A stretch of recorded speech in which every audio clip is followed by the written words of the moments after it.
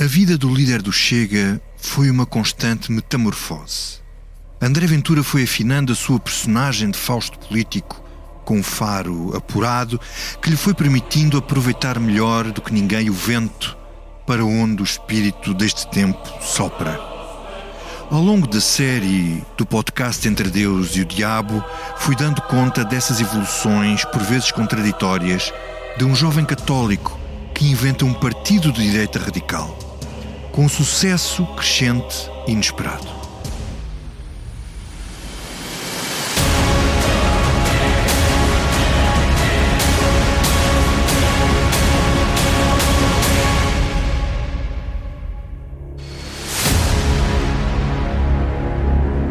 Este é o podcast do Expresso, Entre Deus e o Diabo, sobre como André se fez Ventura. Eu sou o Vítor Matos.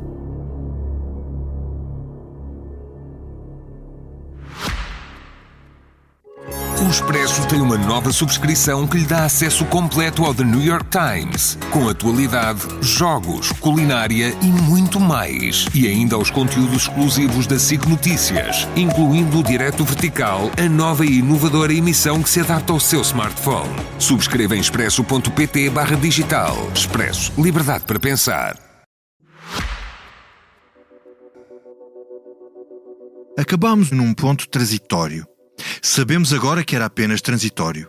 Quando o Chega tinha só 12 deputados e ainda estávamos longe de imaginar que o Partido Populista Português ia crescer para um grupo parlamentar de 50 deputados no ano em que se comemoraram os 50 anos do 25 de Abril em 2024. E que aumentaria ainda mais a representação em 2025 com 60 parlamentares na Assembleia da República. Hoje, André Ventura lidera o segundo maior partido no Parlamento. Fez história e ultrapassou o PS em número de deputados. Neste momento, já cumpriu o seu objetivo de romper com o bipartidarismo vigente desde 1975. Com estes resultados, André Ventura passou a apresentar-se com pretensões realistas de chegar a primeiro-ministro. E se isso parecia uma impossibilidade quando comecei a trabalhar neste podcast em 2020, quando ele era apenas um deputado único e isolado, agora com quase 23% dos votos e mais de 1,4 milhões de eleitores, o líder do Chega está na Liga dos Grandes. A agenda passou a andar ao ritmo das reivindicações do Chega. O governo de Luís Montenegro passou a ter uma atitude muito mais dura na imigração, alterou a lei de estrangeiros e da nacionalidade, votou ao lado do Chega numa legislação para proibir aos destapados em público, ou seja, a burca, que é uma realidade muito rara em Portugal, e tudo isto, apesar de Luís Montenegro ter feito esta declaração à jornalista Maria João Vilés, na TVI, em 2023. Eu quero garantir que nós não vamos ter no governo nem políticas, nem políticos racistas, nem xenófobos, nem oportunistas, nem populistas. Nós não vamos, ou apoio político se quiser, nós não vamos ter o apoio político de políticas ou políticos racistas, xenófobos, que tenham posições populistas, altamente demagógicas. Precisar do voto deles para a viabilização do orçamento, vai recusar. E sobretudo, eu não quero no meu governo imaturidade e irresponsabilidade. Com o peso eleitoral que ganhou legitimamente com o voto dos portugueses, Ventura adquiriu um poder que a direita mais dura, de facto, não tinha desde o salazarismo. Mas nem ele próprio faz previsões sobre o rumo que vai seguir no futuro. Isso depende, está claro, de como interpretar os sinais daquilo que as pessoas querem ouvir. Isto foi o que André Ventura me disse numa entrevista que lhe fiz já depois desta série de podcasts ser emitida, quando escrevi o livro Na Cabeça de Ventura, editado pela Ziggurat em fevereiro de 2024. Nessa ocasião, o líder do Chega disse-me que não conseguia antecipar o caminho que ia seguir dali para a frente. Falando no seu gabinete do grupo parlamentar, em vésperas das legislativas de 2024, perguntei-lhe se a linha dele seria mais no sentido da moderação, para eventualmente facilitar uma aproximação ao PSD, ou se, pelo contrário, ia radicalizar o discurso e as suas posições no mesmo sentido dos seus parceiros europeus. Mas André Ventura não se comprometeu. Deixou tudo em aberto. No fundo, prometeu continuar no mesmo processo de mutação, dependendo do que o mundo lhe vier a pedir. André vai continuar a tornar-se no Ventura que for preciso, deixando a sua oferta às exigências determinadas pela procura dos consumidores do mercado político. Respondeu-me isto. Não sei. Não consigo dizer-lhe ao dia em que estamos. Não sei. Porque acho que não é só uma mudança interna, é um pacto com o exterior também. Que é, eu devo ser a representação também. As pessoas querem. Sobretudo o que o mundo vai mudando. Porque o mundo quer que os políticos resolvam os problemas de agora, não é os problemas de há 10 anos, nem há 15, é os de agora. E isso é capaz de me vir a mudar ainda mais para o futuro. Não sei até onde, mas é capaz de me vir a mudar mais para o futuro. O mundo é capaz de o mudar ainda mais. Talvez por isso, depois de um resultado abaixo das expectativas nas autárquicas de 2025, André Ventura acaba por avançar para mais uma candidatura à presidência da República. Quando se candidatou em 2021, tinha dito isto numa entrevista ao Expresso. Defendo outro regime e outra Constituição. Nunca apelei nem à subversão nem à insurreição. Até seria crime. Mas farei o possível para termos uma nova Constituição, mesmo jurando sobre esta. Com este discurso teve 12% e quase 500 mil votos dos portugueses. Não foi pouco nessa época. Foi uma porta aberta para a posição que tem hoje. Passados 5 anos, depois de interpretar aquilo que supostamente os portugueses querem ouvir, André Ventura musculou e radicalizou ainda mais o discurso. Eis o caminho, como fez nesta entrevista à SIC em outubro de 2025. Olha, eu vou-lhe usar uma expressão, eu sei que isto é um risco, mas vou usar esta expressão. Quer responder à minha pergunta? Deixa-me usar esta expressão. Eu sou um democrata, e sou mesmo, por natureza. Mas há uma expressão que se ouve muito e que de facto faz sentido. De facto não era preciso um Salazar, eram preciso 3 Salazares. Porque o país está tão podre de corrupção, de impunidade, de bandidagem, que era preciso 3 Salazares para pôr isto na ordem. Eram precisos 3 Salazares. Era preciso pôr isto na ordem. Ventura estava a mimetizar a expressão popular de café do Salazar em cada esquina, que aliás, numa ação de campanha para as europeias, chegou a usar dizendo que a sua avó costumava dizer que isto só lá ia, com 2 Salazares. Sabem, isto agora não vai ser politicamente correto, mas eu vou dizer de qualquer maneira. Quando eu era novo, a minha avó, que faleceu o ano passado, dizia assim, e é mesmo verdade: isto já só vai lá com 2 Salazares. Era o que ela dizia, é verdade, e hoje eu orgulho-me muito quando as pessoas sabem que afinal já não é preciso Salazar nenhum. As pessoas passam na rua e dizem assim que isto só vai lá com o Ventura. Como é que isto lá vai com o Ventura? É o que vamos ver agora. Este episódio vai ter um formato diferente do que tem sido habitual neste podcast narrativo, porque desta vez tenho 3 convidados que nos vão ajudar a perceber a evolução do Chega e o comportamento do eleitorado que vota em André Ventura, mas que também nos vão ajudar a projetar para o futuro o que pode acontecer se a direita radical chegar ao poder.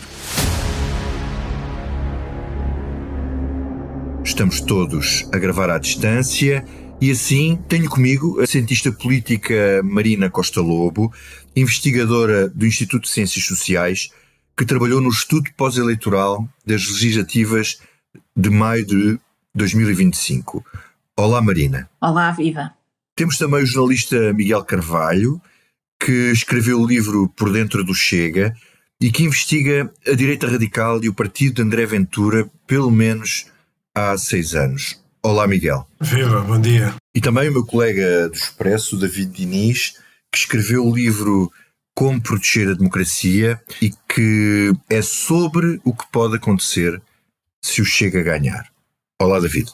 Olá, Vítor. Olá a todos. É um gosto estar por aqui. Marina, eu começo pela Marina Costa Lobo para perguntar o seguinte: como é que tem sido a evolução do eleitorado do Chega? Como é que se pode explicar a rapidez deste crescimento sem precedentes e que camadas da sociedade é que são mais sensíveis e que aderem ao discurso de André Ventura? Nós temos feito estudos pós-eleitorais já desde 2002 e, portanto, nós conseguimos analisar tudo. Em primeiras décadas estamos a falar de muita estabilidade eleitoral, do comportamento eleitoral, mas de facto nós agora temos tido grandes mudanças.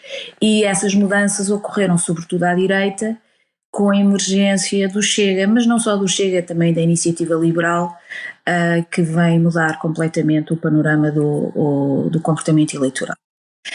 Em relação ao Chega, há aqui, portanto, aquilo que nós vemos é um eleitorado que também também vai mudando, porque o Chega de 2022 não é o mesmo Chega de 2024. Estou a falar de eleitorado, porque em 2020, portanto, há aqui uma subida muito dramática, não é? 2024 são os 50 deputados, simbolicamente no ano dos 50, que marca os 50 anos da democracia, e depois em 2025 um aumento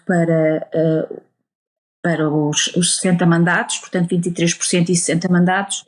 O Chega cresceu muito e ultrapassou 1 milhão de votos e, portanto, o eleitorado do Chega em 22 não é exatamente o mesmo eleitorado de 2024.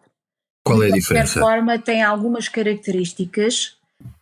Falando agora, portanto, 2022 é um eleitorado que é mais jovem, que se destaca por ser jovem.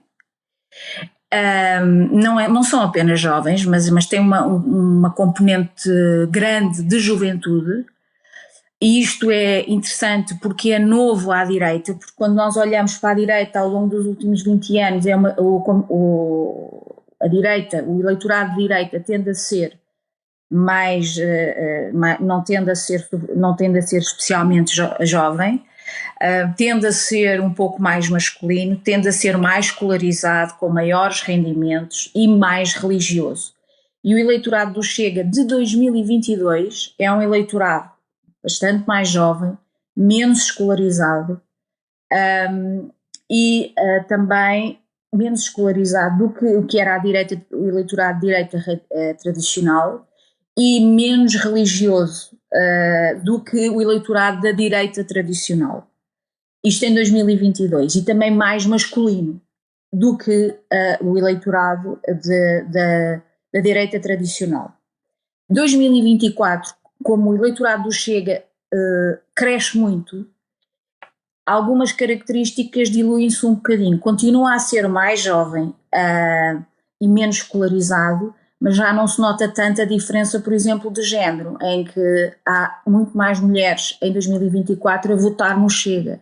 E, portanto, aquela diferença que havia em 2019 e 2022 de ser um partido marcadamente de homens que votavam no Chega, deixa de ser, portanto, essa diferença deixa de ficar tão marcada.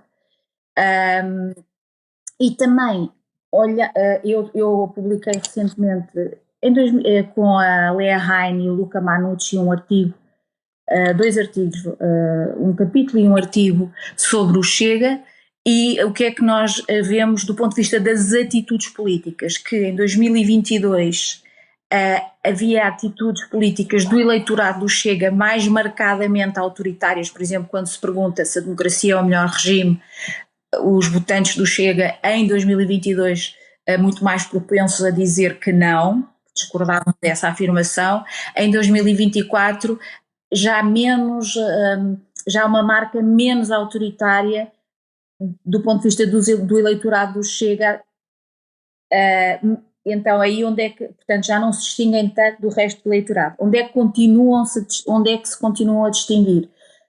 Nas atitudes em relação à corrupção, muito mais propensos a dizer que existe uma corrupção que está muito difundida em Portugal, e também muito mais propensos a serem contra a imigração, mas, e de forma interessante, muito mais interessados do que o resto da direita, do que o resto do eleitorado da direita, na defesa,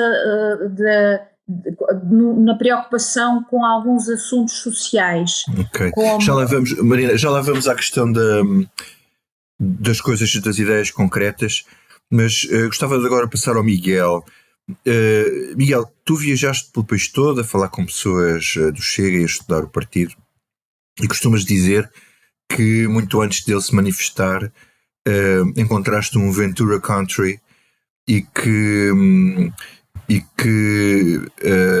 esse país já existia até antes do próprio Ventura o começar a suscitar. Que país é esse e como é que tu explicas a partir daí este crescimento exponencial? Bem, bom dia novamente, bom dia a todos, é um gosto estar aqui. Bem, eu comecei a ir para o terreno ainda antes da pandemia.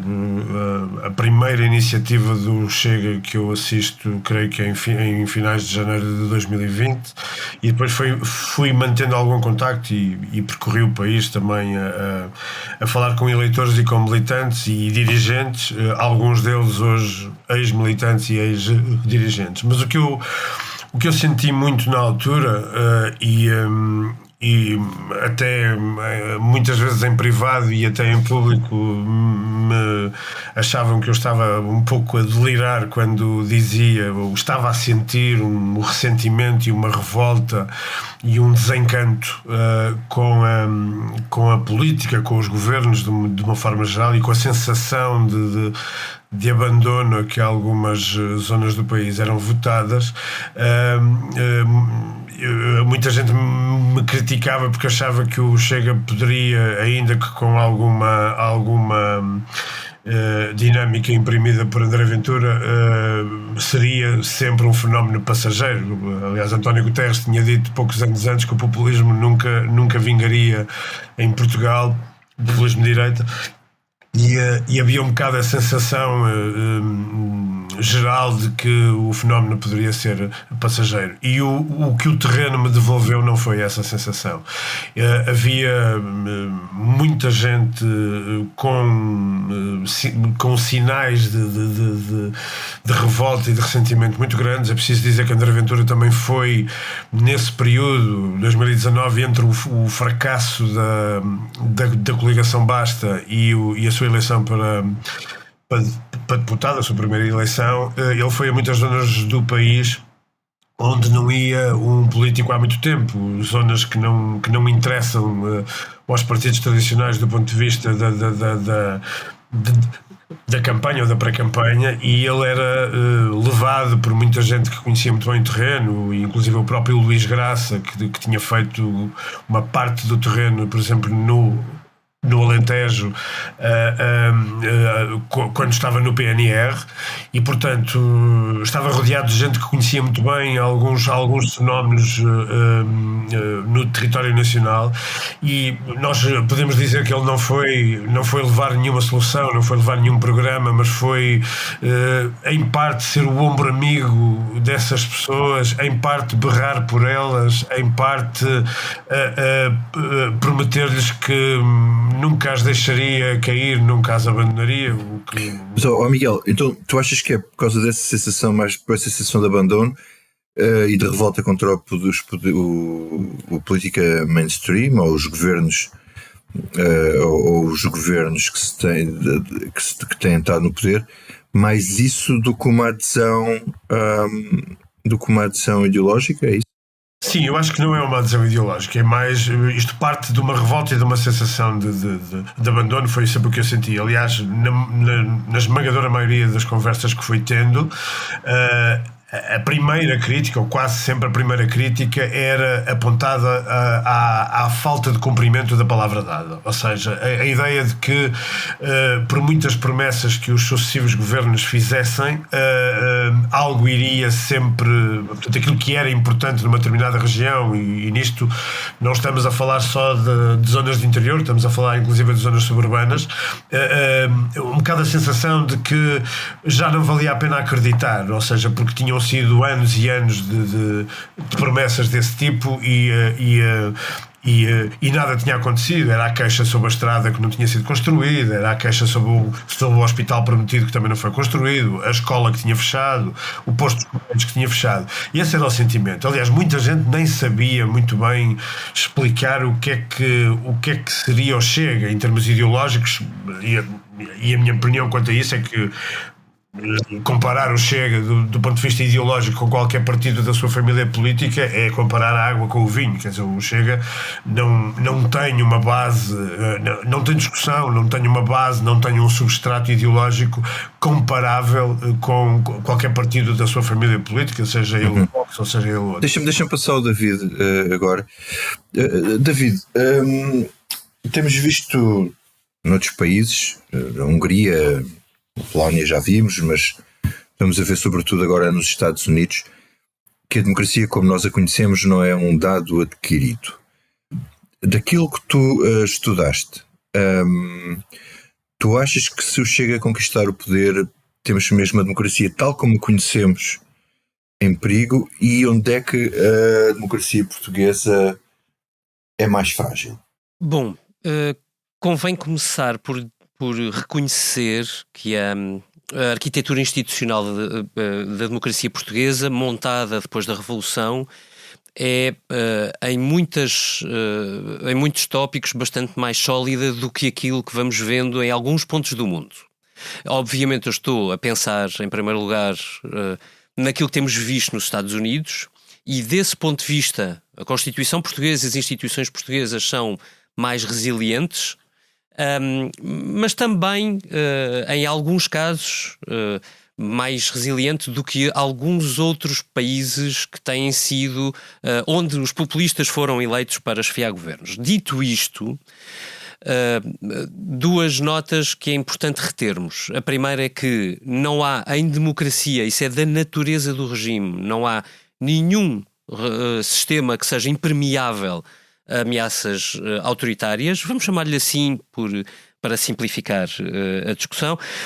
Em segundo lugar, também em Portugal existem, de facto, fragilidades bastante fáceis de reconhecer. Algumas porque é da lei da vida, quer dizer, nenhuma Constituição resiste 50 anos sendo impermeável à evolução dos tempos. Há muita coisa que mudou em Portugal e no mundo nos últimos 50 anos e também porque na prática política muitos erros vão sendo cometidos que abrem muito espaço a que o Chega, neste caso em particular, possa fazer igual ou pior, atravessando-se de maneira a controlar o sistema por dentro a partir do momento em que for eleito.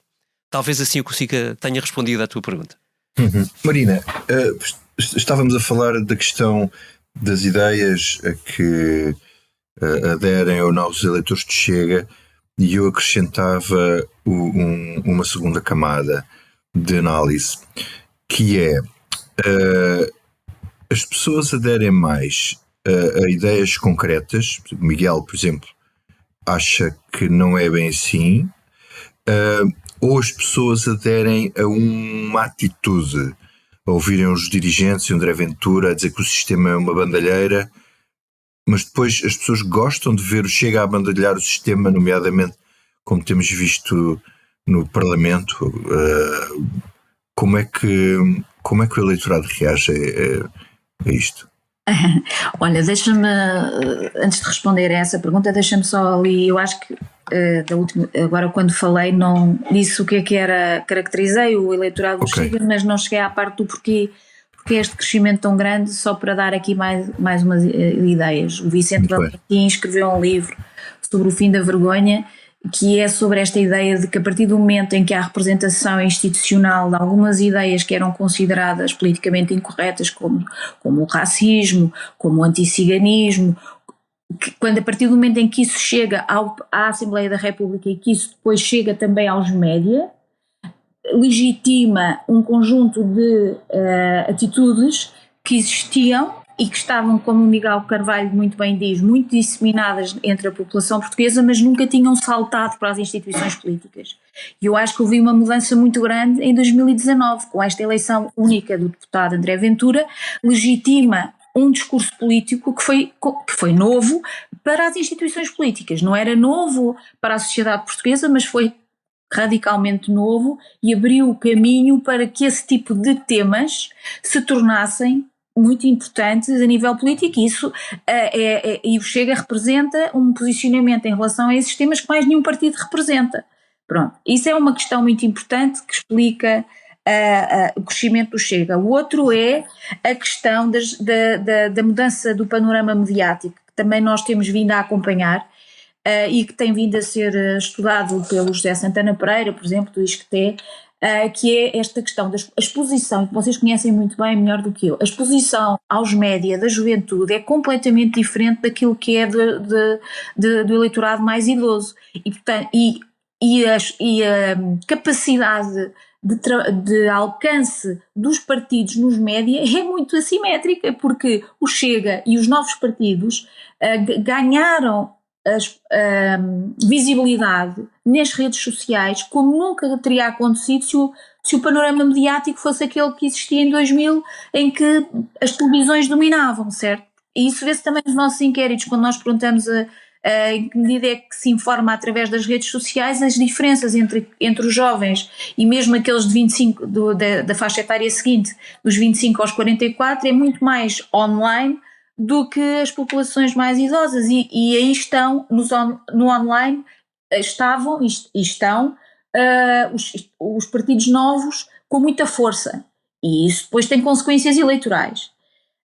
Agora, em relação aqui aos eleitores do Chega, se eles aderem ou não aderem, eu acho que a população, quer dizer, nós temos uma população portuguesa, comparando com outras, que é relativamente pouco escolarizada e que também pouco informada e que se interessa pouco, apesar de tudo, pela política, comparando com outros eleitorados europeus. Mas se isso é verdade, as pessoas podem não estar muito a par daquilo que é o Chega, mas também não estão muito a par daquilo que é o PSD ou que é o PS. Quer dizer, obviamente que há aqui diferenças, porque há uns partidos que têm 50 anos e outros são recentes. Mas sempre houve esta questão, as pessoas sabem realmente em que é que estão a votar, não conhecem os programas, nunca os leram. Agora, que nós perguntamos se as pessoas são de esquerda ou de direita, não é? Apresentamos uma escala. E eu estou aqui a ver, em 2025, 75% das pessoas que votaram no Chega disseram que eram de direita. Portanto, aqui não há enganos. Não há enganos desse ponto de vista. Não há uma grande heterogeneidade. Mas é verdade que há maior heterogeneidade atualmente, ainda há 18% que dizem que são do centro, 2% que são de esquerda. Há muito mais heterogeneidade, por exemplo, no PS, que se apresenta como um partido catch-all. O Chega é um partido de direita, mas é verdade que o Chega combina posicionamentos de esquerda, ou pelo menos estatistas, em relação ao Estado Social, com posicionamentos de extrema-direita em relação à imigração. E a verdade é que as pessoas são contraditórias e as pessoas podem dizer que são de esquerda, mas quando se lhes pergunta sobre a imigração, também há e isso está a acontecer em toda a Europa, que é eleitorados que do ponto de vista do Estado Social são claramente de esquerda, mas ao mesmo tempo são anti-imigrantes. Sim, mas as pessoas ao mesmo tempo aderem ao estilo. Em relação aqui ao André Ventura, é uma personalidade que é muito polarizante, ou seja, há quem goste muito e há quem deteste. O que me parece, e portanto não é consensual. Aquilo que nós vemos, por exemplo, é que ele é quem, por exemplo, pegando o André Ventura domina o Chega e, portanto, os eleitores que votam Chega, quando se lhes perguntam quem é que vão votar nas presidenciais, dizem que votam no André Ventura em muito maior proporção do que os eleitores do PSD dizem que votam no líder. Que votam no Marcos Mendes. Então deixa-me passar aqui ao Miguel. Deixa-me passar ao Miguel, porque o Miguel tem, o livro reflete muito isso. Tu tens muitos relatos no livro, enfim, de culto de personalidade de André Ventura, até promovido pelo próprio. Tu dirias que o partido é uma ditadura do líder? Houve agora recentemente o afastamento de Gabriel Mitar Ribeiro, aparentemente por críticas e talvez algumas declarações ao teu próprio livro. Portanto, quer dizer, este culto da personalidade é uma marca do partido que aparentemente as pessoas gostam. Se isso não existisse, não existia Chega. possivelmente. Quer dizer, eu acho que, como tu disseste no início, haverá sempre um Ventura Country com ou sem Ventura, ou seja, porque tem a ver com o facto de uma série de problemas na sociedade portuguesa e no território português que estão identificados há muito continuam por resolver, né? Nós nos Estados Unidos tivemos Trump um mandato fora da Casa Branca, da Casa Branca e o Trump Country estava lá na mesma, né? Portanto, eu acho que vamos ter esse problema com ou sem André Ventura. Agora, é de facto quer dizer, eu arrisco dizer que o Chega é hoje um partido menos livre do que no início. Aliás, os sucessivos acórdãos do Tribunal Constitucional em relação ao Chega, que tem órgãos ilegais, segundo o Tribunal Constitucional, desde 2020, provam, ou seja, dão variadíssimos exemplos do afunilar e dos atropelos à democraticidade interna. Há cada vez menos margem para um pensamento próprio. Aliás, o exemplo que tu deste de Gabriel Mitá, que é para mim, do ponto de vista ideológico, a pessoa que dentro daquele espaço partidário, daquele espaço político, é provavelmente das melhor preparadas, e a verdade é que, quer dizer, pelo que se leu na imprensa, uma entrevista de 2021 publicada hoje no livro tem o impacto que teve, né, com a saída dele, que não me custa nada admitir que foi forçado a sair. E este partido está a ser afunilado, está a ser transformado cada vez mais num culto em torno daquela figura que não tem sucessão à vista, quer dizer, nem quer. Quer dizer, a única pessoa a quem André Ventura permitiu alguma sombra, como sabemos, e com objetivos muito declarados junto do universo estudantil e juvenil, foi Rita Matias, e mesmo assim funcionam, sempre esteve em cima da mesa o funcionarem como dupla também nesse patamar. E a verdade é que este efeito, e só para adiantar mais este dado, e que tem a ver com algo que a Marina dizia há pouco, este efeito está-se a sentir também junto das camadas mais jovens, onde o estilo é bastante apreciado. Ninguém nessa área, pelo menos das pessoas com quem eu fui falando ao longo do tempo, e fui contactando também professores e escolas, ninguém questiona nessas idades se o Chega é um partido autoritário, se não é, se aquilo é uma espécie de culto. Nesse universo, o que se valoriza é um bocado esta ideia de que ele é um líder que não está preocupado com o que se decide nos tribunais, com o que se decide na Assembleia. Portanto, é um líder que vai resolver os problemas sem precisar disso, o que já diz muito sobre a predisposição, mesmo nas camadas mais jovens e em algumas que ainda não votam, para aceitar o autoritarismo e decisões autoritárias como se isto fosse um episódio de uma série de televisão em que as coisas se resolvem em 45 minutos. Aliás, eu falei com professores num agrupamento de escolas no Minho, em Vizela, que fazem inquéritos anuais aos alunos sobre a qualidade da democracia, e há uns anos eram 10% dos alunos, e estes inquéritos têm muita participação, 10% dos alunos aceitavam um líder autoritário que não precisasse da Assembleia ou dos tribunais, etc., para tomar decisões, e nas últimas eleições foram 26%. E, portanto, este lastro está, ou seja, esta postura está a criar lastro. Uhum. David, tu parece que esta aceitação de posições menos democráticas, sobretudo aquilo que diz respeito à proteção dos que não ganham, como se vê nos Estados Unidos, não é? A democracia tradicionalmente é o sistema que protege aqueles que perdem e também protege as minorias. Tu parece que a agenda política tem andado atrás do Chega de modo que está a contaminar os outros partidos, e não estou a falar só dos partidos de direita? Bem, em primeiro lugar, acho que é importante. Deixa-me dar o meu ponto de partida. Aliás, na verdade, foi muito o ponto de partida para o livro que eu decidi escrever e que, como tu disseste, eu agradeço, será disponibilizado já em pré-venda durante o mês de outubro e estará nas bancas no fim do mês. E o pressuposto é muito simples.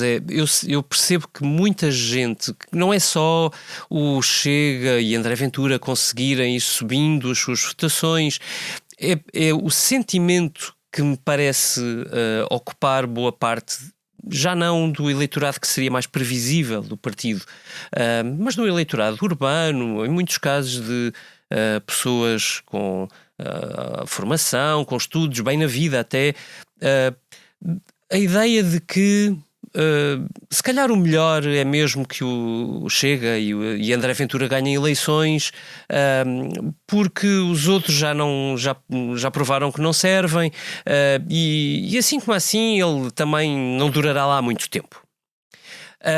Esta ideia é em si mesma bastante perigosa.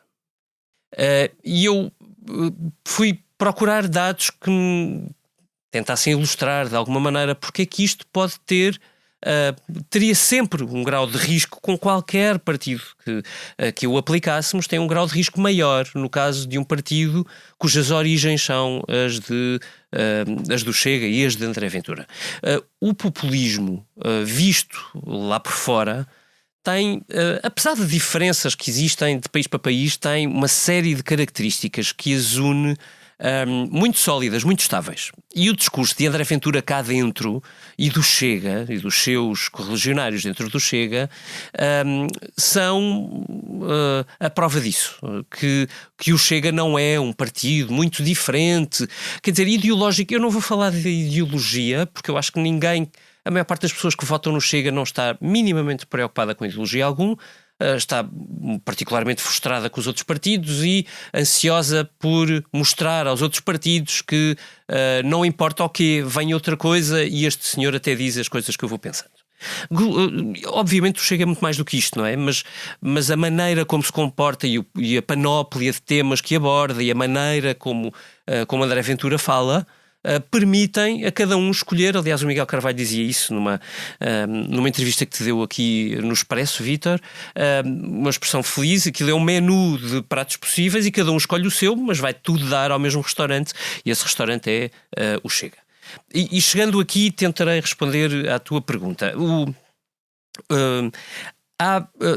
Não é só a partir do momento, o Chega já aparece sobre uma coisa que existe, ou seja, não é a predisposição para votar no Chega não nasce ali, não nasce em 2019, e os problemas ou o sentimento de frustração com os partidos fundadores do regime também não começou em 2019. Agora, havendo representação para esse sentimento, a partir de 2019, evidentemente explodem. E é uma velocidade estonteante.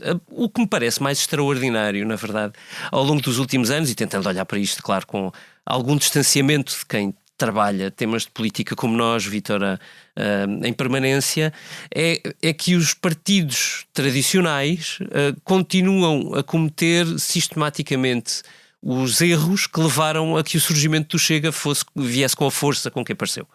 E isso é mais surpreendente, talvez. É como se nada tivesse a acontecer. E que são esses? Podes identificar? Também gostava de ouvir a Marina sobre isso. Há muitos, mas quer dizer, só para dar as coisas mais...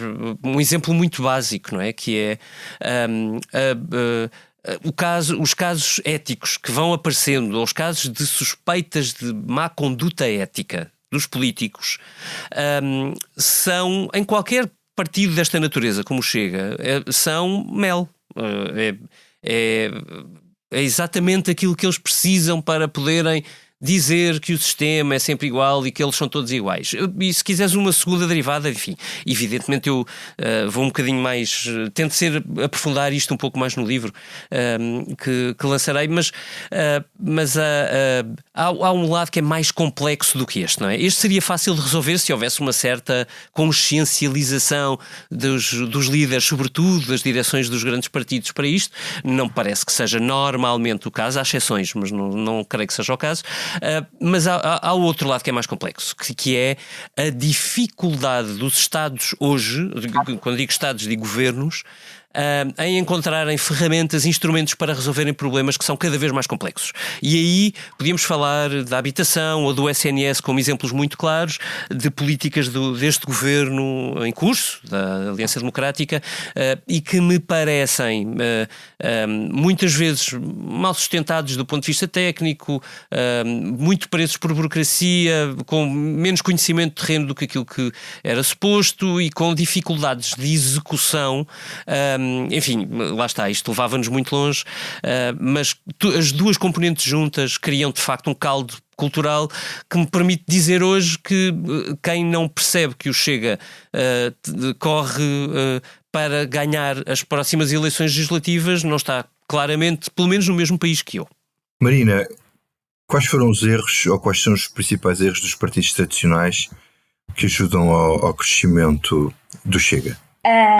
Sim, eu estou aqui a ouvir com atenção o David Inês e concordo plenamente com ele, porque temos questões éticas, portanto os partidos tradicionais na verdade são alvos fáceis e dão razão a quem diz, dão muitas vezes razão a quem diz que os partidos são todos iguais do ponto de vista ético e têm muitas falhas. É claro que a questão depois então e se o Chega fosse poder, faria diferente, faria pior?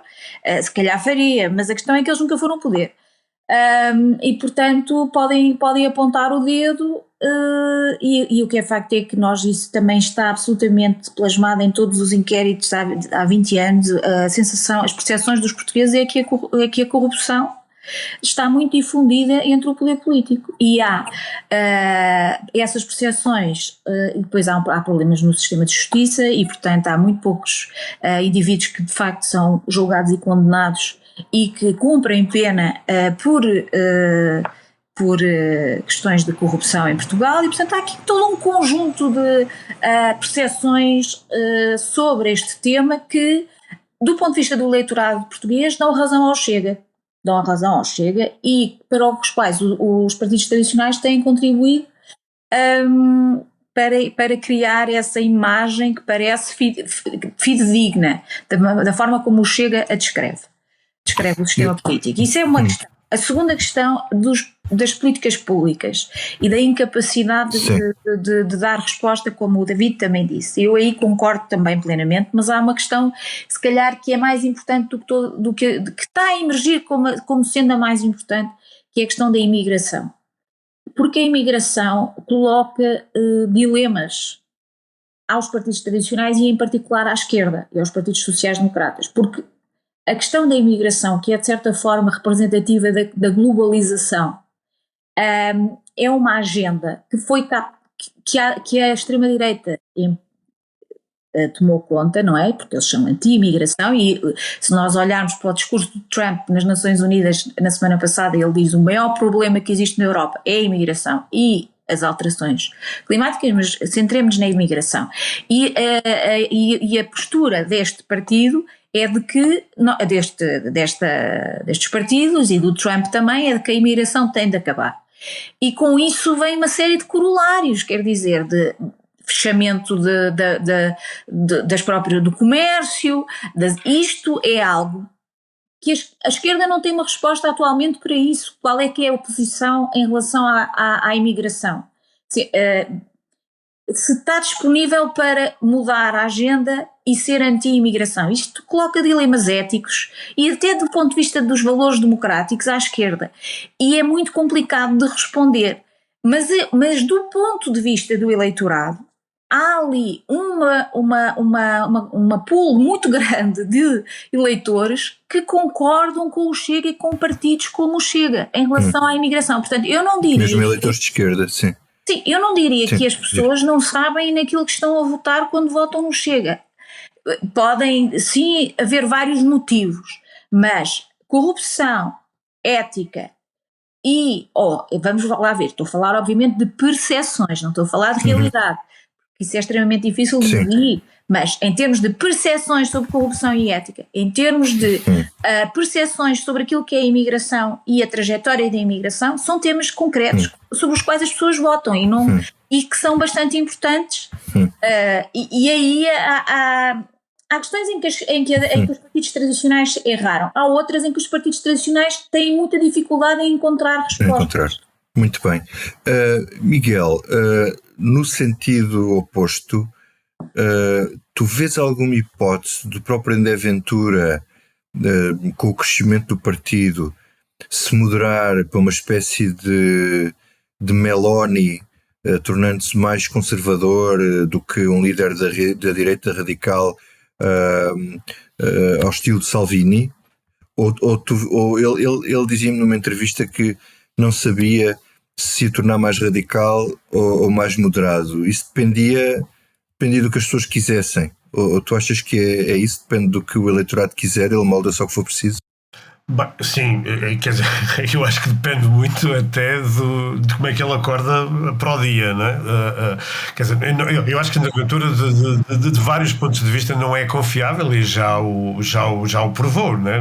Ou seja, há vários relatos de versões absolutamente contraditórias sobre a postura dele em relação a possíveis acordos. Ele já disse tudo e o seu contrário em relação à AD, já disse tudo e o seu contrário no passado em relação ao PSD de Rui Rio. Portanto, várias pessoas concluíram, aliás o próprio Rui Rio diz na entrevista que me deu para o livro que trocou umas primeiras mensagens com ele e percebeu que a partir dali que não podia trocar mais porque tudo era muito frágil e portanto há um bocado essa sensação de que, aliás, muitas decisões no partido que ele apresenta como decisões da direção ou decisões coletivas não o são. Aliás, o próprio Ricardo Marchi também diz isso, né? Ele nas últimas autárquicas falou da pauta que os supostos autarcas do Chega teriam no sentido de tomar medidas contra as comunidades ciganas e toda a gente sabe que essa decisão foi da cabeça dele. Isto não foi discutido com ninguém, não foi pensado com ninguém, ou como aquela ideia em 2020 de confinar as comunidades ciganas, aquilo sai da cabeça dele. Houve conversas nos grupos do WhatsApp do Chega, da própria direção, onde algumas pessoas se levantaram contra essa proposta, criticaram essa proposta, achavam que era passar uma determinada fronteira, e ele respondia nesses grupos: eu não estou a dizer que acredito nisto, mas é preciso criar ruído e eu quero ser falado no Tasco de Bragança e no Café de Faro.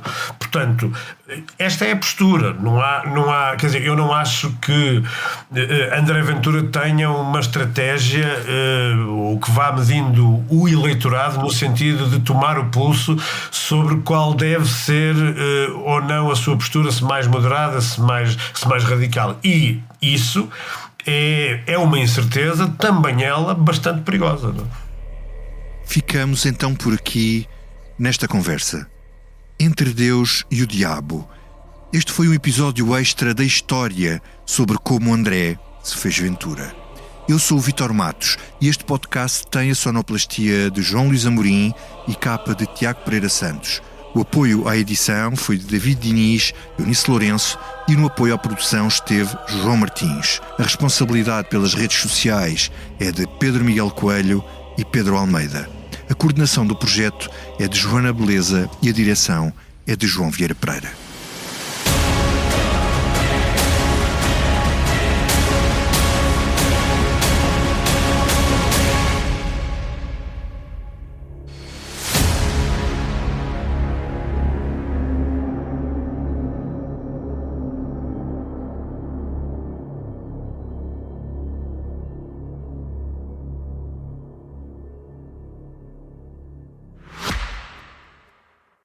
O Expresso tem uma nova subscrição que lhe dá acesso completo ao The New York Times, com atualidade, jogos, culinária e muito mais. E ainda aos conteúdos exclusivos da SIC Notícias, incluindo o Direto Vertical, a nova e inovadora emissão que se adapta ao seu smartphone. Subscreva em expresso.pt/digital. Expresso. Liberdade para pensar.